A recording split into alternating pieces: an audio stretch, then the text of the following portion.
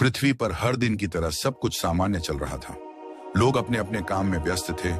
कहीं किसी को इस बात का अंदाजा नहीं था कि कुछ बड़ा और खतरनाक होने वाला है। एक रात अचानक आसमान में अजीब सी चमकदार रोशनी दिखाई दी।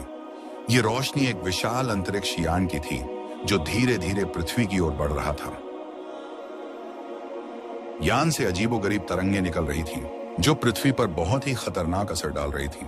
इस यान के आने के कुछ ही देर बाद पृथ्वी के कई बड़े शहरों में अराजकता फैल गई। लोग अचानक गायब होने लगे, इमारतें गिरने लगी।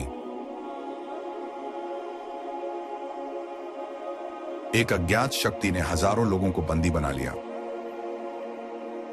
टोनी स्टार्क ने अपने सैटेलाइट सिस्टम के जरिए इस घटना को नोटिस किया। वह तुरंत एवेंजर्स टावर पहुंचे और जार्विस से जानकारी मांगी। जार्विस, यह क्या है?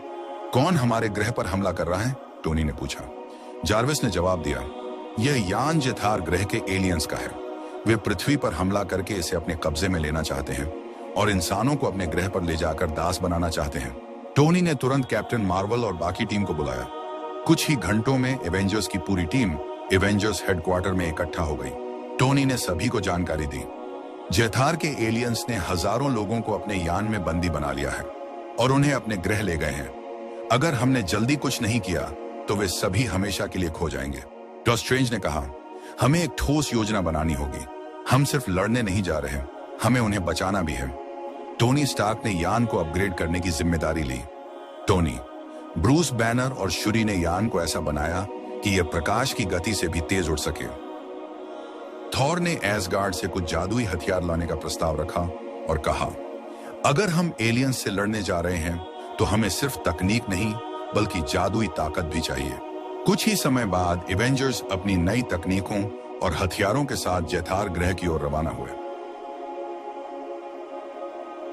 यात्रा आसान नहीं थी। रास्ते में वे एक उल्कापिंड क्षेत्र में फंस गए, लेकिन आयरन मैन और डॉक्टर स्ट्रेंज की मदद से वे इसे पार कर गए।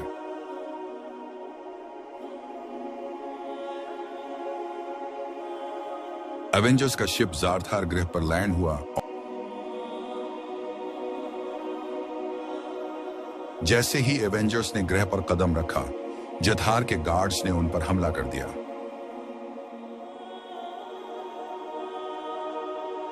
कैप्टन मार्वल ने अपनी ताकत से रोबोट्स को नष्ट कर दिया। ब्लैक विडो ने चुपके से रोबोटिक गार्ड्स को बेअसर कर दिया। हॉकआई ने अपने सटीक तीरों से दुश्मनों के हथियार नष्ट कर दिए। थॉर ने बिजली गिराकर दुश्मनों को तहस नहस कर दिया। कुछ देर बाद एवेंजर्स जेथार के राजा जर्थॉन के मुख्यालय तक पहुंच गए। जर्थॉन उन्हें देखकर हंस पड़ा। उसने कहा, तुम इंसान समझते हो कि तुम मुझे हरा सकते हो? ये मेरा साम्राज्य है, यहां सिर्फ मेरी शक्ति चलती है। थॉर ने जवाब दिया, हमने अपनी ताकत दिखाने के लिए नहीं बल्कि न्याय लाने के लिए यहां कदम रखा है। तभी जर्थान ने अपने विशाल रोबोटिक सेनाओं को बुला लिया।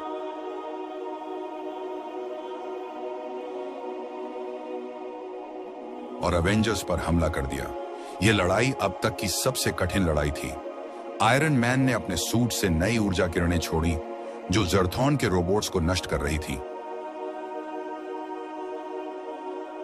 डॉक्टर स्ट्रेंज ने जर्थॉन की सेना को भटकाने के लिए कई पोर्टल्स बनाए। कैप्टन मार्वल ने अपनी पावर से जर्थॉन के गार्ड्स को परास्त किया। हल्क ने अपने गुस्से और ताकत से रोबोटिक सेना का भरता बना दिया। जर्थॉन अपनी सेना को हारता देख गुस्से में आ गया और खुद मैदान में उतरकर एवेंजर्स पर हमला किया।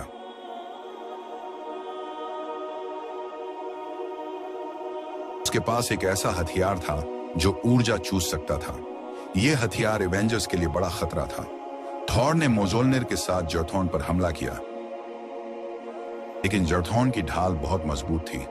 तभी डॉक्टर स्ट्रेंज ने अपनी जादुई शक्ति से एक ऐसी स्थिति बनाई जिससे थॉर का हथियार जर्थॉन के हथियार को नष्ट कर सके। आखिरकार कैप्टन मार्वल ने जर्थॉन पर अंतिम वार किया और उसे बेहोश कर दिया। एवेंजर्स ने सभी बंदी बनाए गए पृथ्वीवासियों को जर्थॉन की कैद से बाहर निकाला।